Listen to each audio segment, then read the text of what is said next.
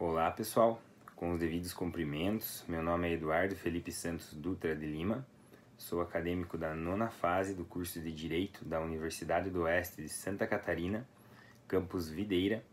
e venho por meio deste vídeo apresentar os principais pontos do meu trabalho de curso 1, como requisito para aprovação do componente curricular trabalho de curso 1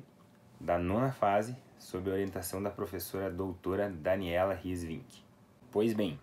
o projeto ele tem por tema as normas coletivas e a sua aplicabilidade diante das novas relações de trabalho no mundo globalizado. A questão problema que o projeto traz é que o direito do trabalho vem ao longo dos tempos regulando e se adaptando às periódicas alterações que ocorrem nas relações de trabalho, que isso é fruto do desenvolvimento e da evolução da sociedade, porque o mundo globalizado de hoje não é mais nem sobra do que foi outrora. As relações sociais estão cada vez mais complexas e necessitam de um olhar mais apurado do operador do direito, no sentido de se adaptar ao regulamento jurídico, às inovações e alterações experimentadas no mundo moderno. E assim, considerando as recentes alterações feitas pela reforma trabalhista, de que modo as normas coletivas poderão ser utilizadas para adequar e estabelecer novas regulamentações às relações de trabalho, sem afrontar os princípios protetivos do direito do trabalho e não precarizar as relações de emprego. Então essa é a pergunta-problema que o meu projeto traz, que é a ideia de que diante de um contexto de falta de empregos hoje em dia, cada vez mais difícil se conseguir um emprego e mais raro, o empregado acaba se submetendo a qualquer condição de emprego imposta pelo empregador só para poder ter o salário recorrente do trabalho, porque ele necessita tanto disso que ele está disposto a se submeter a qualquer ideia, a qualquer tipo de contrato feito pelo empregador, qualquer condição no caso, para poder ter a sua sobrevivência, para poder colocar um pão em cima da mesa. E é essa a questão problema do meu projeto, pois ao mesmo tempo que a gente tem que pensar no empregado, a gente também tem que pensar no empregador, em ser um contrato ideal não diria, mas um contrato adequado, justo também para o empregador, para fazer com que o empregador possa contratar, possa manter as relações de emprego e queira contratar, porque ele também vai sair prejudicado se você tiver leis muito favoráveis só ao empregado, só a parte hipossuficiente, né? Então aí que está a questão, de que forma a gente consegue flexibilizar as leis e normas trabalhistas para que elas se adequem às relações de trabalho contemporâneas, para que elas fiquem justas, não só para o empregado, mas também para o empregador. Então aí é importante a gente saber qual é o instrumento utilizado no direito do trabalho para intermediar esse tipo de negociação trabalhista. Então o instrumento utilizado no direito do trabalho para isso é a norma coletiva. A norma coletiva ela tem como conceito a pactuação efetuada entre sindicato de empregados e empregadores, diretamente ou por seus sindicatos, que objetivam a estipulação de condições de trabalho aplicáveis no âmbito das respectivas categorias de empregados e empregadores.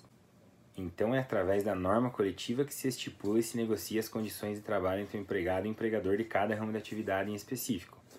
E aí eu já entro no meu artigo, tocando no ponto principal dele, que é a flexibilização das normas coletivas do direito do trabalho, de maneira que essas não afrontem os princípios protetivos do trabalho, os quais estão claramente protegidos pela nossa Carta Magna, que é a Constituição da República Federativa do Brasil de 1988.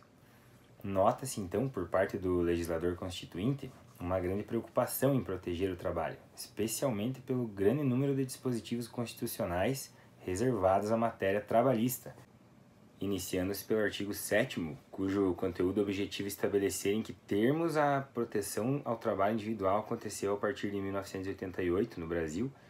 que trata-se de um dispositivo bastante extenso que tem por finalidade apresentar o rol de direitos assegurados aos trabalhadores. E já na sequência vem o artigo 8º, que fala sobre a liberdade de associação coletiva dos trabalhadores de forma desvinculada à autorização do Estado,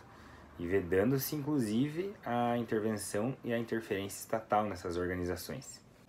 Há que falar também na adoção do sistema sindical único, que consiste no fato de que em uma mesma base territorial não pode ser possível a instituição de mais de um sindicato que busque guardar os direitos e os interesses de uma mesma categoria profissional. Continuando no artigo 9º, que garante o direito de greve aos trabalhadores, o artigo 10º, que assegura aos trabalhadores o direito de representação em órgãos públicos colegiados, e por fim o artigo 11, que garante aos trabalhadores que trabalhem em organizações com mais de 200 empregados a eleição de um representante que tratará dos interesses dos empregados. Então aí a gente vê a importância que tem os direitos e garantias fundamentais dos trabalhadores e principalmente a importância das normas coletivas em respeitá-los e não acabar passando por cima de nenhuma dessas garantias ao estipular suas condições de trabalho em suas respectivas categorias. Aí entra a prevalência da autonomia da vontade das partes nos contratos de trabalho, pois os empregadores são dotados de uma certa liberdade, querendo ou não, por estar num melhor posicionamento no contrato de trabalho. Então, o que eles imporem, os empregados vão ter que aceitar. Então, eles sempre vão pender para um contrato de trabalho mais favorável a eles. E tal fato acaba afrontando os princípios do direito do trabalho, que é uma coisa que jamais poderia acontecer na prática. E é o que mais acontece. E por falar em princípio, dentro desses princípios a gente tem o principal no direito do trabalho, que é o princípio da irrenunciabilidade de direitos na relação de trabalho, que ele consiste na impossibilidade do empregado renunciar de qualquer um dos seus direitos fundamentais numa relação de trabalho. Ou seja, se faz necessária a flexibilização do direito do trabalho nos períodos de crise econômica ou até mesmo de transformação de realidade produtiva. Porém, deve ser observado o texto constitucional, o qual engloba princípios e valores que jamais devem ser desrespeitados, para que possa ser mantida a ordem nas relações de trabalho. A relação jurídica, englobando os sujeitos, o objeto e o negócio jurídico vinculante das partes, é como visto a categoria básica do fenômeno do direito. Efetivamente, ela se qualifica como o vértice em torno do qual se constroem todos os princípios, institutos e regras que caracterizam o universo jurídico. A relação de emprego, do ponto de vista técnico-jurídico, é apenas uma das modalidades específicas na relação de trabalho juridicamente configuradas, correspondente a um tipo legal próprio e específico, inconfundível com as demais modalidades de relação de trabalho anteriormente vigorantes. A CLT vem sendo objeto de diversas mudanças para adaptar a dinâmica social e a relação de emprego, e essa foi com certeza a mais profunda e pela complexidade há vários aspectos que acarretam controvérsias. Os aspectos mais importantes e impactantes que ocorreram na reforma trabalhista são as horas in itinere, da compensação e prorrogação de jornadas, da equiparação salarial, da contribuição sindical, da prevalência do negociado sobre o legislado. Então, a partir da reforma trabalhista, os impactos relativos tanto ao direito material e ao processo do trabalho se tornaram um processo mais técnico, ético, sério e responsável. Sobre as horas in itinere, que foram citadas anteriormente, é importante falar que antes da reforma trabalhista, ou seja, antes do dia 11/11 de 2017, as horas in itinere elas contavam como tempo de serviço, quando fossem preenchidos um dos três requisitos que elas necessitavam para serem válidas. Quais eram os três requisitos? Era quando não houvesse transporte público para o deslocamento da casa do trabalhador até na empresa, ou quando a empresa ficava num local de difícil acesso, ou então quando a empresa fornecia transporte próprio para o deslocamento do empregador. Então, antes da reforma trabalhista, se pro empregador se deslocar da sua casa até o trabalho e do trabalho até a sua casa, se fossem preenchidos um desses três requisitos, contava como tempo de serviço. Então, se o empregador levasse 2 horas da casa até o trabalho,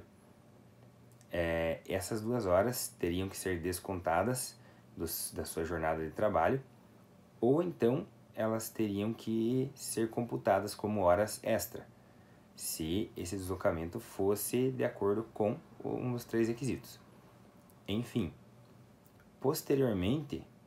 do dia 11/11/2017, depois da reforma trabalhista,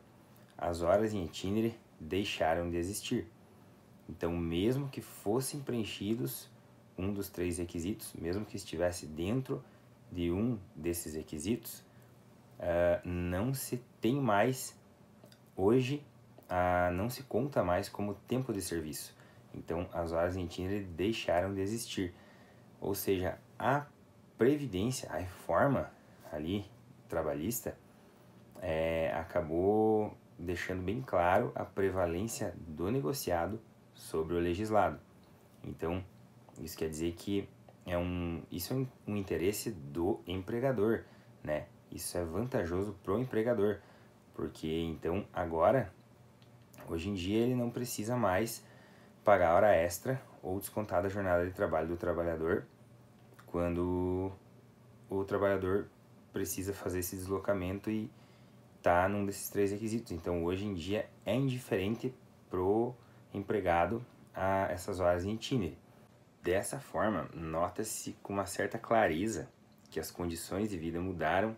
na mesma linha também que houveram profundas alterações nas condições de trabalho, havendo, portanto, necessidade de um novo direito do trabalho, pois o modelo existente não estava adequado com a realidade moderna que se vem vivenciando. A reforma trabalhista era necessária, pois em certos casos a mesma já tinha envelhecido e não vinha acompanhando a realidade atual, principalmente pelo fato em que a realidade que foi criada, quando ela foi criada, não era a mesma em que se encontra hoje. Então é indispensável a proteção ao trabalhador, lhe cercando de garantias mínimas para se fazer valer o princípio da dignidade da pessoa humana. Para concluir, a gente tem que entender que a relação de trabalho não envolve apenas a figura do empregado e do empregador. Ela tem repercussões sociais e está inserida em um sistema que envolve todos os segmentos de um país, já que a classe trabalhadora representa a maior parte da população de um país. Então, assim, a gente tem que ter condições de trabalho justas, mas adequadas à realidade social do nosso país. Então, a flexibilização das leis trabalhistas, ela deve ser na medida em que possibilita as partes estabelecer condições diferenciadas de trabalho adequadas à realidade do nosso país, sem avançar na restrição de direitos mínimos dos trabalhadores e garantindo assim a eles a dignidade e os princípios protetivos do direito do trabalho que a Constituição Federal assegura a ele. Fico muito grato pela atenção. Essa foi minha apresentação.